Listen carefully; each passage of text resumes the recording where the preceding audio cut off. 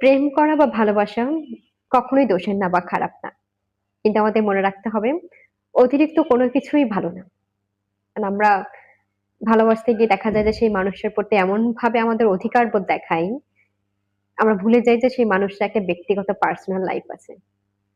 আমরা তার সেই পার্সোনাল লাইফে হস্তক্ষেপ করে ফেলি। শুধু সেটাই না, আমরা ভালোবাসতে গিয়ে তার প্রতি এমন বেশি দুর্বলতা দেখাই যে না আমার তাকে ছাড়া চলবেই না। কিন্তু কয়েকদিন পর দেখবেন ওই যে আপনি তাকে দেখালেন যে তাকে ছাড়া আপনার চলবে না।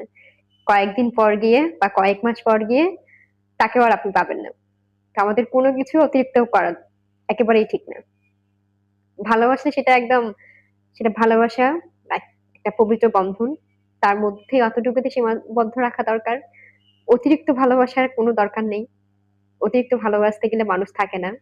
আর আপনার দুর্বলতা বুঝে গেলে মানুষ চেষ্টা করে আপনার সেই দুর্বলতা নিয়ে আঘাত করার।